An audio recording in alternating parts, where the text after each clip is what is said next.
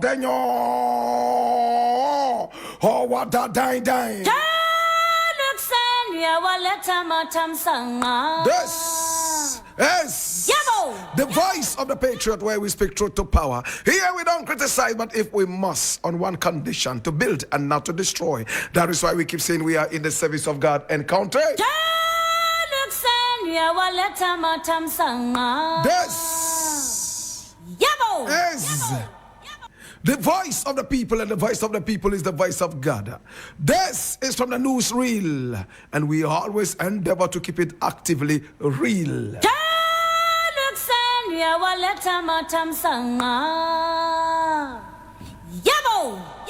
Now, the very first story we are looking at today is taken from my own Tree News, and it says a clear attempt to shield NDC officials. Godfred Dami slams AG over case discontinuation. And I read, former Attorney General and Minister for Justice Godfred Dami has strongly criticized the current Attorney General, Dr. Dominic Akuritinga Ayini, accusing him of using his office to discontinue legal cases in a bid to exonerate officials of the opposition National Democratic Congress, the NDC, implicated in corruption and other offenses. In a detailed press statement, Dami took issue with the recent nolli prosequi, that's the discontinuation of high-profile cases, questioning the motives behind the decision and warning of its implications for Ghana's justice system. He argued that the move appears politically motivated rather than being based on legal merit. Dami described the abrupt termination of cases involving former NDC officials as a deliberate attempt to whitewash individuals accused of wrongdoing, effectively erasing years of prosecutorial work aimed at holding public officials accountable.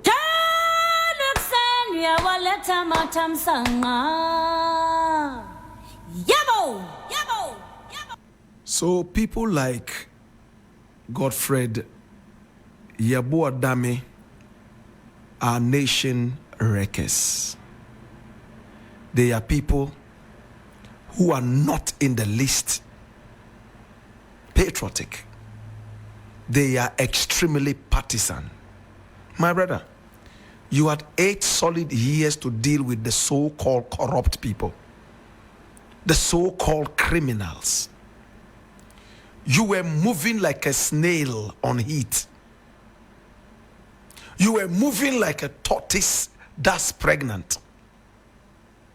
My brother, my sister, you were moving like a pregnant tortoise, slower than anything you can compare this to on earth and beyond. 8 solid years. This case dragged and lagged on. It lacked speed. My brother, my sister, we heard you on tape, allegedly, talking about how Nana Akufo-Addo desperately wanted to put away Atu-Forson so that at least the MP numbers in Parliament will reduce for the opposition NDC at the time, so the NPP could have an upper hand. In that tape, which was tendered in as evidence in the case against Jakpa and Atu-Forson, the so-called ambulance case, a procurement issue. My brother, my sister, we heard a voice that was said to be the voice of the Attorney General then, Godfred Dami, saying that the issue was not targeting Richard Jakpa. It was a case that was targeting Atu-Forson, and that the president was interested in it for one reason: just to reduce the numbers of the NDC at the time in Parliament, so the NPP could have an upper hand. My brother, my sister, that was all the president was interested in, according to the tape that was tendered in court as evidence. The judge at the time decided to throw out the issue for lack of merit. Yabu Adami came back, rebounds the case in appeal. And when they left office, this Attorney General, in his own wisdom, sat back and decided that they will not be able to follow a case like this that initially was said not to have any merit. He believed the case still had no merit and put it away. Today, Yabu Adami is here backing after 8 years of sleeping like a pregnant tortoise. They are backing that some people have come to push away NDC people. Look, I love accountability. I was so interested in this ambulance issue. We all saw the ambulances in front of the Parliament House rotting up as if suffering from some cancer. Gradually, they rotted up. It was terrible for the image of this country. Which mind procured this junk? We wanted to know who caused the financial hemorrhage of the nation. And I was extremely interested until I heard that tape. They were not looking for the cause of the hemorrhage. They were looking at increasing their numbers by reducing the numbers of the opposition in parliament. It wasn't about Ghana anymore. It's a shame. Now this Litovit issue, Opuni and said Wagongo, all the people who came to testify in court talked about the prowess of the fertilizer called Litovit, how it helped the plants. The way the case was going, it was too embarrassing for the government. The government in power at the time, Nana Akufo-Addo and Baumia's government, they were so embarrassed. If they had their own way, my brother, they would discontinue this issue. But for fear of political victimization, they decided that they will stay behind and let whoever had the guts pull the first trigger. It's a shame Yabu Adami is still talking. Your voice was heard on tape. You did not come to deny it substantially. And you were advocating somebody's confession so you would be able to satisfy the president and not the nation. Shame on you. You are 8 years of Ghana's trust to be able to deal with the so-called criminals. You couldn't even jail a tortoise, let alone an elephant. My brother, my sister, it's a shame. Much as I would have loved to see these cases go all the way to their terminal points, I must say that Nana Akufo-Addo and his government let us down. They were only doing this to win political points. Where are the serious leaders of this nation? Ready to fight for the development of the nation, ready to fight for Mother Ghana. It's a shame.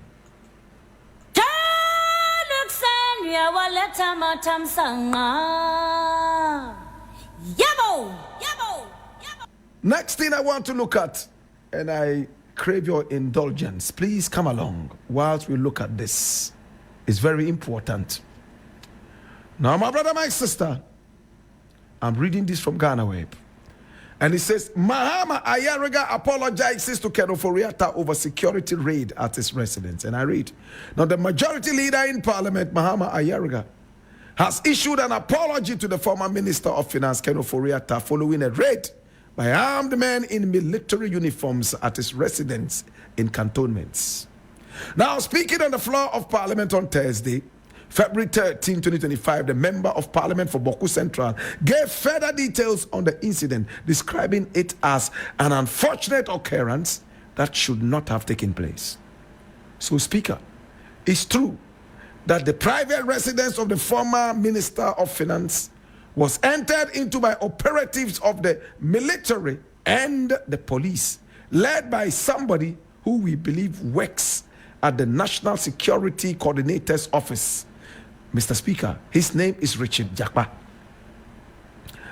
I personally extend my apologies to the former Minister of Finance, and I believe that this should suffice. He apologized. According to Ayariga, the security agencies, along with the ministries of Interior and Defense, have assured that such an illegal incident will not be allowed to happen again. He reiterated the government's commitment to its resetting agenda, emphasizing the goal of building a country with properly functioning institutions, law-abiding citizens, and the officials dedicated to safeguarding the rights of all.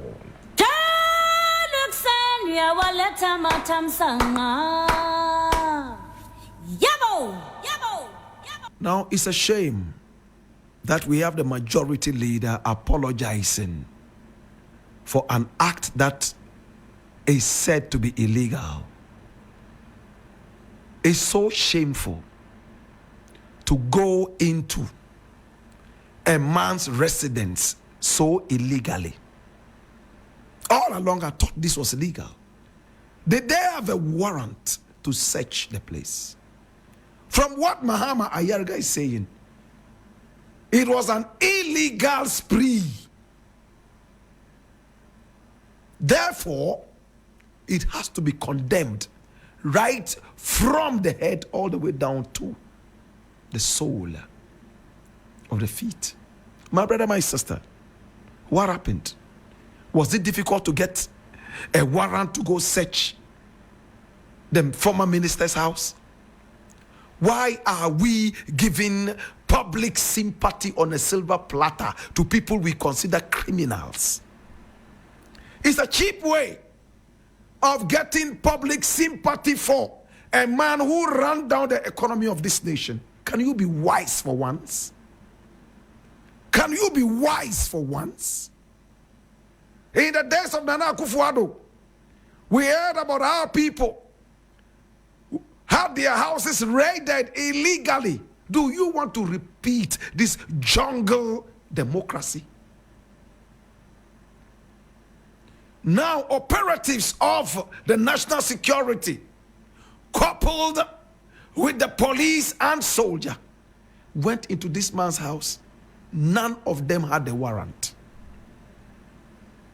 They broke down security and went in there, taking videos and photographs of the house, and they had no permission whatsoever legally to enter the house.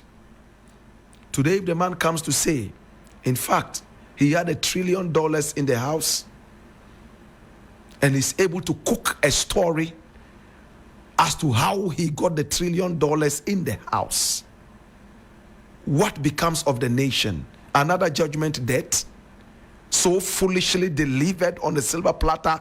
Please be wise for once. If you have the interest of Ghana at heart, you will never do anything illegal.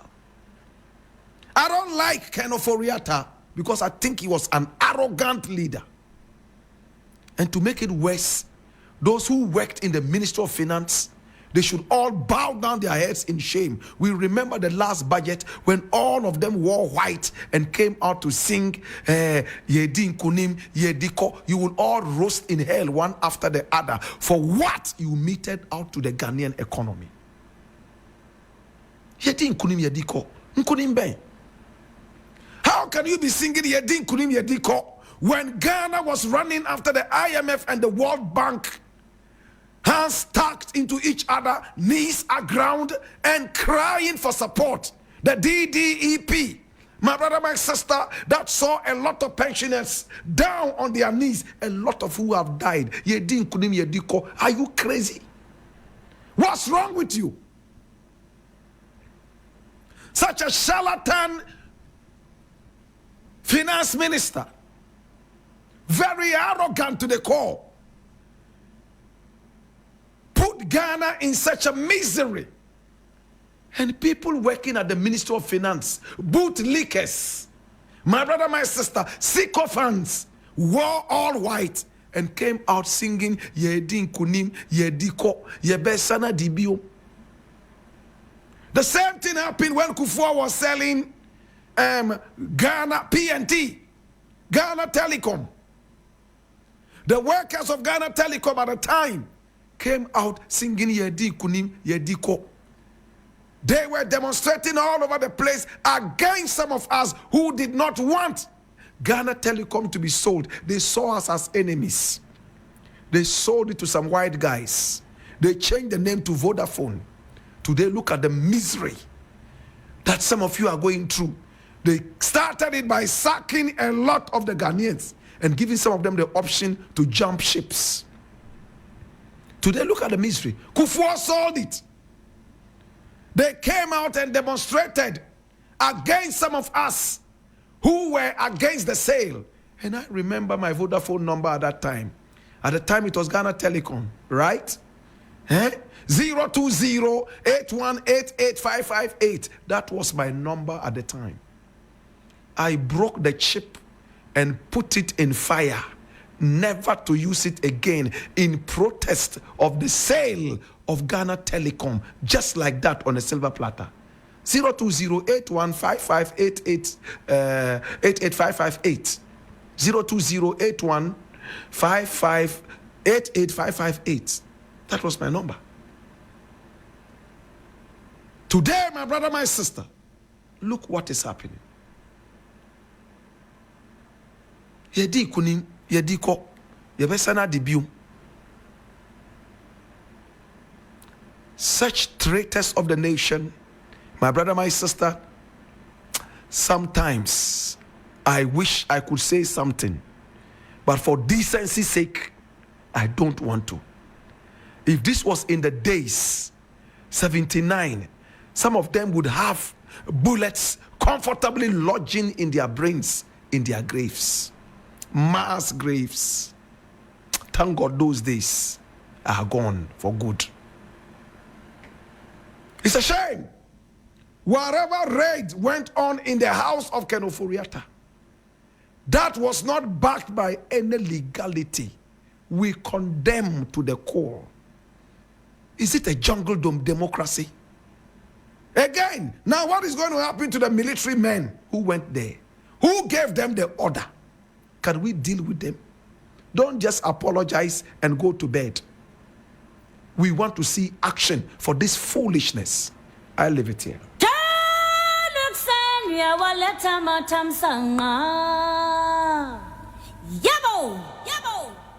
I have two more stories I want to look at, but time will permit me to only do one. So let me just take this one and I'm done. This I'm reading from my Joy Online, and it says, World Bank urges governance reforms to rescue Ghana's struggling cocoa sector. My God. I read. Ghana's cocoa sector, a cornerstone of the nation's economy, has been faltering over the years, with cocoa output for the 2023-2024 falling to its lowest since 2016. Did you hear that? Did you hear that? 2023-2024, it fell to the lowest since 2016. Now, the Ghana Cocoa Board, the state-owned entity tasked with managing the industry, is grappling with financial instability, prompting the World Bank to call for urgent government reforms. In its latest public finance review report, titled Building the Foundations for a Resilient and Equitable Fiscal Policy, the World Bank outlines a comprehensive turnaround strategy for Cocoa Board. Key recommendations including consolidating expenditures, streamlining cocoa road projects, phasing out fertilizer subsidies, reforming the producer price review mechanism, and enforcing stricter fiscal discipline.